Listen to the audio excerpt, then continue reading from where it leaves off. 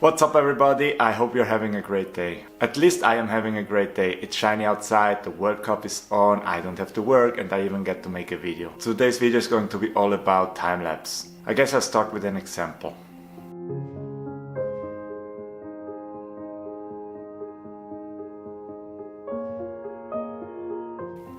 I've wanted to delve into this topic for a while now, and after some research it turns out time-lapse is way more complex than I ever expected it to be. That's why I decided to make this video and show you all what I discovered. I always thought that time-lapse was all about choosing the right setting in your camera and then record the scene you wanted to. But it turns out that there are many ways of recording time-lapses. So last Sunday I decided to make use of the cloudy weather and record time-lapses at the same place but with different cameras and settings. I'll show you what I came up with.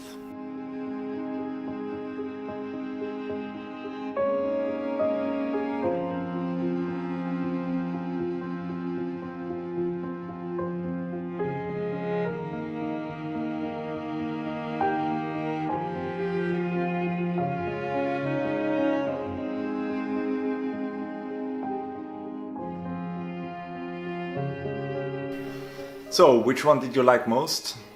You might not see a big difference between the clips except for the viewing angle and the colors. That's because it's unedited raw footage. The three methods I used were the following. For the first one I used the time-lapse setting of my GoPro with an interval of 2 seconds. For the second clip I used the camera that I'm using right now and recorded at normal speed. I then sped up the footage in post. The last method is the most demanding. I set my camera to take a photo every 3 seconds and then edit it into a video in post. Because of the different viewing angles and colors, it's difficult to compare the clips, but there are some obvious pros and cons between the methods that I want to talk about now. The pros of using the time-lapse setting of your camera are that you end up with very small file sizes and you also save a lot of time in post. If you just want to record a quick time-lapse where you won't spend time editing, this is the best method for you. The cons are that you lose a lot of flexibility that you get with the other methods.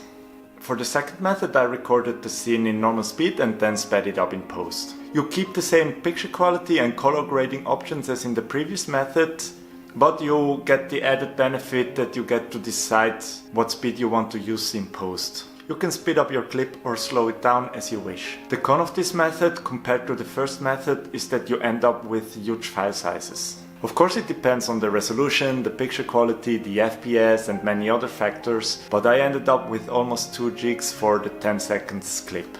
Compared to that, my first method only used up 66 MB on my memory card. The last method is the most time-consuming one. I set up my camera to take photos in an interval of 3 seconds and then edited the photos into a short clip.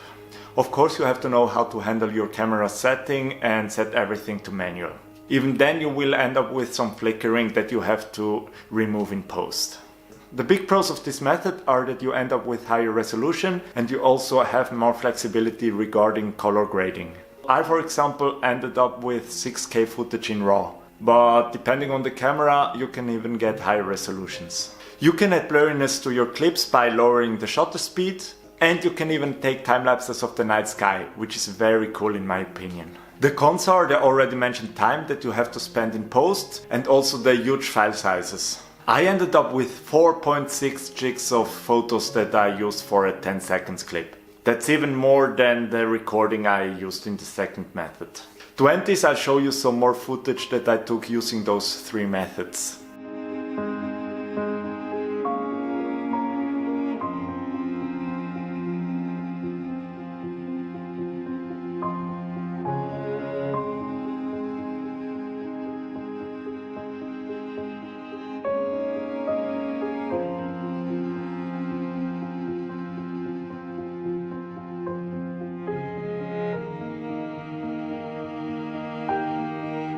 I hope you enjoyed this, and in the future I'll probably do a tutorial on how to do time-lapse with photography. Thank you very much and see you on the next video.